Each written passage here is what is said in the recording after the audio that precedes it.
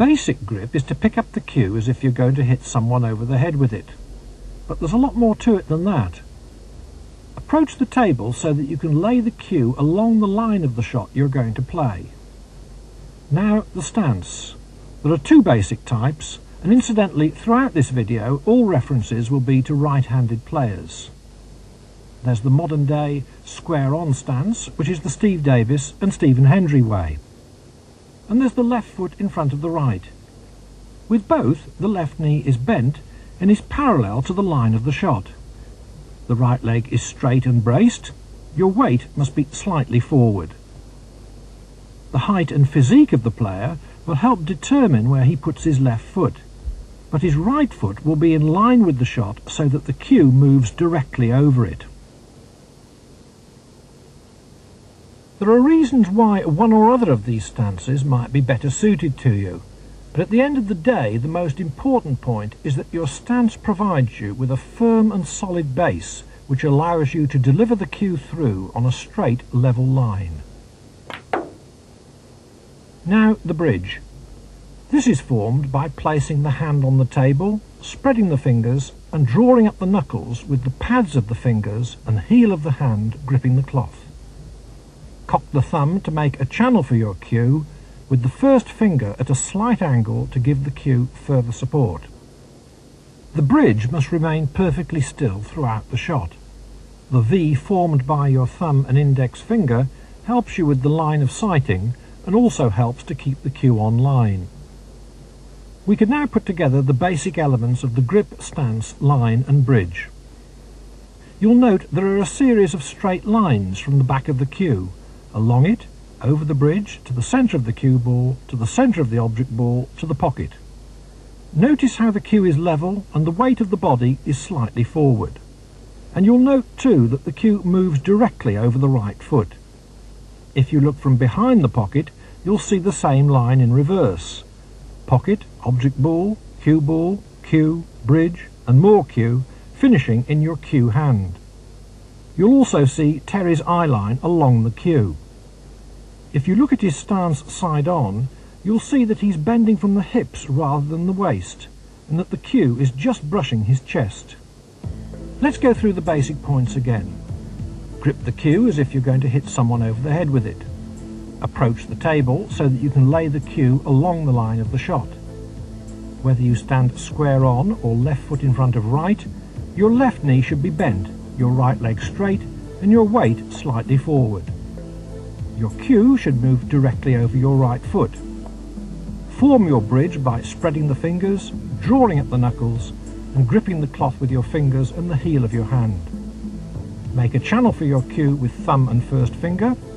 Above all, deliver the cue through in a straight level line.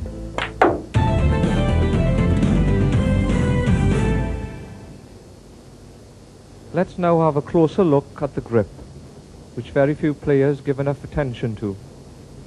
I'd go as far as to say that among players of 50 break standard or better, 70% of their problems are grip related. All the great players deliver the cue through in a straight level line.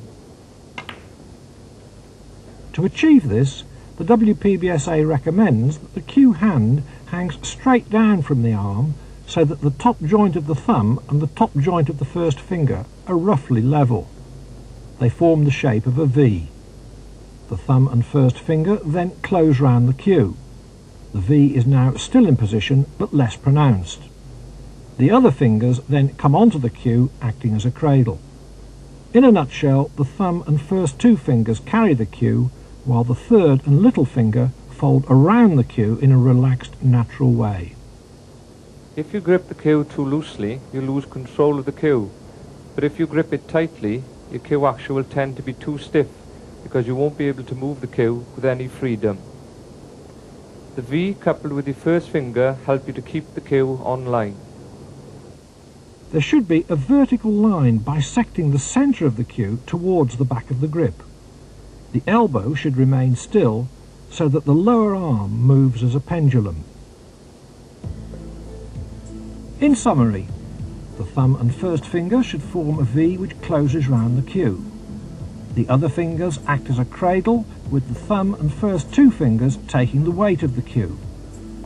Your back arm should be vertical from elbow to wrist at the address position. The elbow should remain still so that the lower arm moves as a pendulum.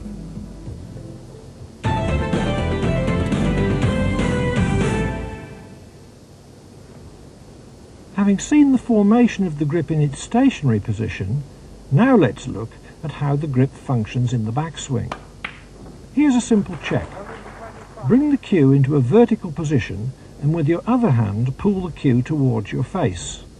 This will give you a feel of how the grip functions during the backswing as the back three fingers release. From the address position, allow your first finger and thumb to start the backswing. Couple this with a backward movement of the forearm. During this motion, the second, third and little fingers start to relax their grip on the cue. This helps to keep the cue level during the backswing as the wrist starts to come into play. The V and first finger must stay in contact with the cue throughout. This helps to keep the cue action under control. To summarise then, your first finger and thumb start the backswing. During each backswing, your second, third and little fingers relax their grip to keep the cue level. The V and first finger stay in contact with the cue to control it.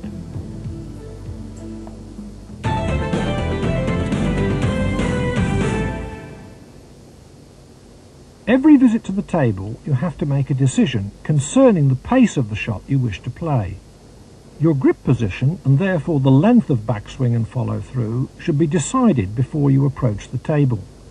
These factors decide the pace you want to generate.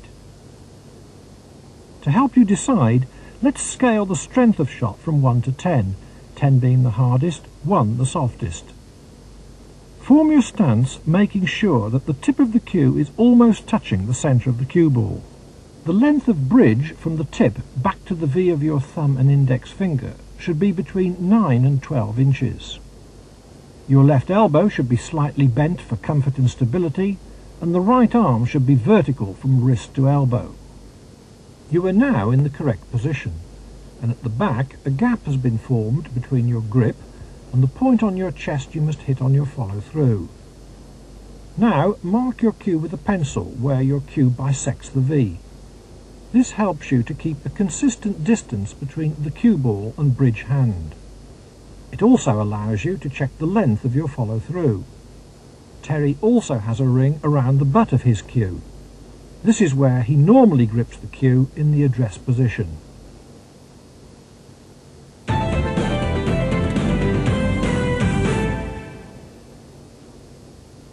Your normal address position will be used for 70% of the shots you play, which on our scale will be shots ranging in strength between 5 and 8. Your follow-through will be between 4 and 5 inches. For shots ranging in strength from 1 to 5, you should move your grip forward of the vertical, which will cut down your follow-through to between ½ an inch and 3½ inches. For harder shots between 9 and 10, the power shots, your follow-through can be as much as 6 or 7 inches. You achieve this by moving your grip back from the vertical. A warning, however, don't overdo this as it's easy to lose cue control. The follow-through is completed when the right hand hits your chest.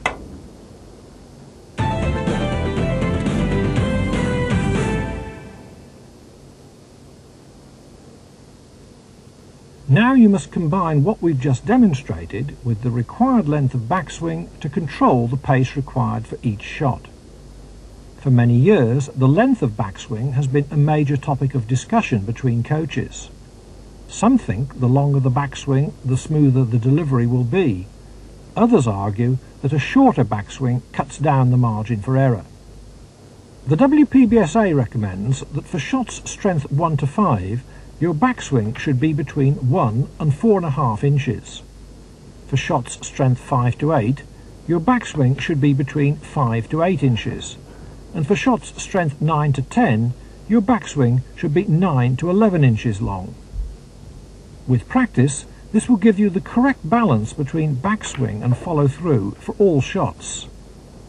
With this method, you'll develop a smooth rhythm, allowing you to deliver the cue at a constant speed, regardless of what pace the shot demands. It'll also greatly improve your timing. It's all a matter of balance.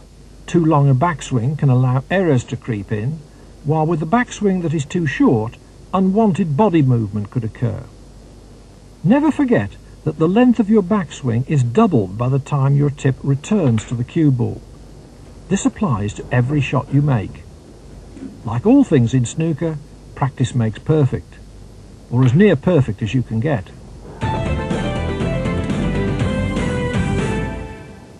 Use the balk line and cue to the brown spot using a short, medium and long backswing in turn. Short, medium, long. This also checks the line of the cue, as you can see the shadow against the balk line.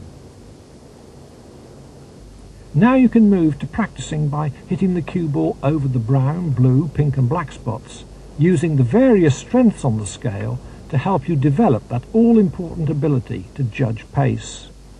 With practice, this will become quite natural, and it's an ideal exercise for players who are striving to improve their cue ball control. Later in this video, it'll become apparent how you use these skills with the cue ball and object ball together.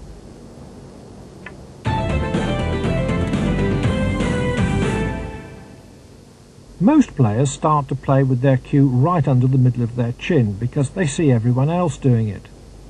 That's the right place if you're even-sighted, with your left and right eyes being of equal strength. But Karen Corr is right-eyed. Joe Davis was left-eyed, and John Parrott favours his left eye too. Cliff Thorburn is another, but Neil Folds is a right-eye sighter. So too is Gary Wilkinson. Some players try for years to play with the cue in the wrong place, so you need to discover which is your master eye. Place a piece of chalk at one end of the table and stand directly in front of it at the other end. Point your first finger at the chalk with both eyes open, then cover your left eye. If your finger is still pointing at the chalk, you'll know you are right-eyed. To confirm this, now cover your right eye. If you have to move your finger to keep it pointing at the chalk, that's further proof that your right eye is indeed your master eye. Perform the same test for your left eye. If you're left-eyed, your cue should travel directly underneath it, and vice versa for right-eyed players. In the light of this, you may need to alter your stance so that you can get into a more comfortable position to line up your master eye squarely behind the cue ball. Finally, the more right-eyed you are, the more square on your stance will be. The reverse applies to left-eyed players.